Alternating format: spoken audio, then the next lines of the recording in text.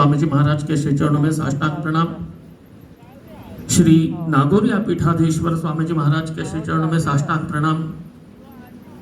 यहाँ उपस्थित सभी विद्वत वरेण्यों के श्री चरणों में भी साष्टांग प्रणाम और आप सभी को सप्रेम जय श्री नारायण।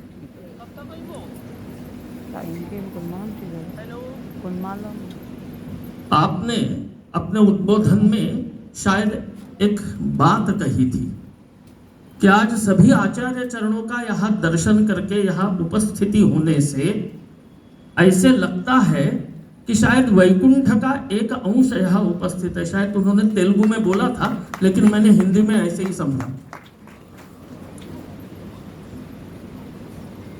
तो वैकुंठ का अंश जहाँ उपस्थित है और निश्चित रूप से है, और केवल इस स्थान में नहीं तो जिस स्थान में आज जिनकी स्मृति में हम उनके संस्मरणों का कीर्तन कर रहे हैं, ऐसे श्रीमन नारायण स्वामी जी महाराज जिस उनके मंदिर में अर्चन करते थे, वहां पर भी स्वयं परमात्मा तो विराजमान है ही। हमारे यहाँ यदि जो हमारे प्राचीन परंपरा से प्राप्त जो हमारे दिव्य देश है, जो हमारे मंदिर है, तो वहां यदि आप दर्शन करने जाते हो तो आपने कभी देखा होगा, गौर किया होगा, तो मंदिर में जैसे हम प्रवेश करते हैं मुख्य प्रवेश द्वार से, तो जो नीचे फर्श है उस पर आकृति बनी रहती है, वैष्णव साष्टांग प्रणाम कर रहे हैं ऐसी, और जो श्रद्धा वैष्णव है वो उस पर पैर न रखते हुए उनके पैर की तरफ से दाहिने हाथ से निकलते हैं कि उनकी परिक्रमा हो जाए। वो केवल मंदिरों में जाके हम जीवन भर दर्शन करते हैं कि हमारे मंदिर के प्रवेश द्वार पर इस प्रकार के स्वरूप में हम श्री वैष्णवों को प्रणाम करते हुए देखते हैं।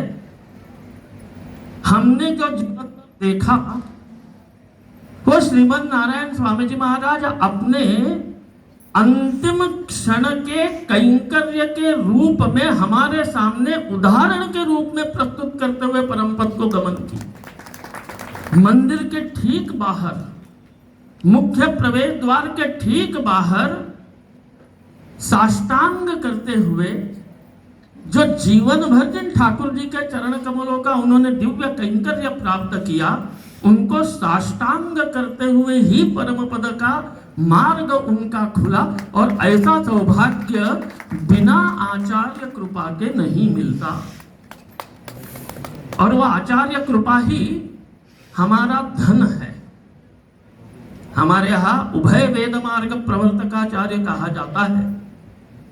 वेद में एक मंत्र आता है, तमेव विदित्वाति मृत्युमेति नान्यः पंथा अयनाय विद्यते। विद्यते अयनाय दोनों तरह से उसमें माने वेद के भेद से एक शब्द आगे और पीछे, ऐसे यजुर्वेद और ऋग्वेद में है। तम ब्रह्म ज्ञानम एव विदित्वा अति मृत्यु मोक्षम एति न अन्याः पंथाः अयनाय मोक्षाय विद्यते। ऐसे सामान्यतः उसका अर्थ समझाया जाता है, मुझे बताया गया, पढ़ाया गया। केवल वह ब्रह्म ज्ञान, वह परमात्मा का स्वरूप ज्ञान प्राप्त होके ही यदि मोक्ष प्राप्ति है, तो हम रामानुजाचार्य स्वामी जी महाराज की परंपरा में आचार्य माध्यम से भगवत चरणारविंदों की कैंकर्य करने से निश्चित वैकुंठ के अधिकारी हम बनने पर वो वेद की श्रुति और हमारे पूर्वाचार्यों के द्वारा दिया गया अखंड आशीर्वाद जो भगवत प्राप्त भगवान जी के द्वारा दिया गया है, इसका मेल कैसे हो, ये प्रश्न मैंने एक बार स्वामी जी से पूछा था, क्योंकि स्वामी जी इंदौर पधारते थे, कृपा होती थी, उज्जैन भी आते।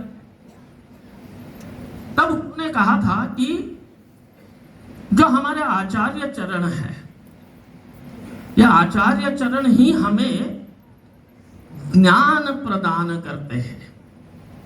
भक्ति, प्रपत्ति, ज्ञान, वैराग्य आदि जो क्रम है, उसमें प्रपत्ति माध्यम से हमें ईश्वर विषयक ज्ञान ईश्वर स्वरूप का ज्ञान प्रदान करते हैं और वो ज्ञान प्राप्त होने पर ही मोक्ष की प्राप्ति है। तो इसमें कहीं पर भी वेद की श्रुति का बाध उत्पन्न नहीं होता। श्रुति सम्मत हमारे आचार्यों का जो मार्गदर्शन है वो पूर्णतः श्रुति सम्मत है। और ऐसे जो द्रविड़ वेद है, क्योंकि आज भी यहाँ पर सब लोगों को, छोटे छोटे ब्राह्मण बालक हो, श्री वैष्णव हो, उनको बचपन से वो सुनते सुनते याद हो जाते हैं। हम भी पल्लांडु पल्लांडु पल्लांडु बोल लेते हैं, लेकिन 50 साल के होने आए पूरा अर्थ आज तक समझ में नहीं आए, और न ही किसी के सन्निधि में जाकर बैठे तो अनुपूर्वी वो अर्थ अनुसंधान हो सके, ऐसा न समय मिला और न ही ऐसा भाग्य मिला। परंतु स्वामी जी जब इंदौर ब्रह्मोत्सव में पधारते थे तो जिन पाशुरों का गान करते थे, वो गान करने के बाद कभी रात्रि में मिले, कभी दोपहर में मिले, प्रसाद आदि ग्रहण करने के बाद, तो युवराज स्वामी आज जो पाशुर बोला उसका ये अर्थ है, ऐसे स्वतः बुलाकर उन गान किए हुए पाशुरों का अर्थ स्वतः समझाते थे।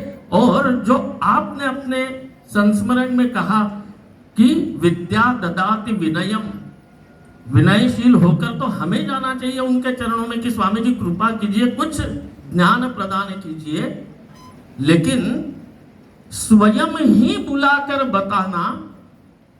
और मैंने पूछा कि स्वामी जी ऐसा क्यों? तो कहे कि अरे आप ग्रहण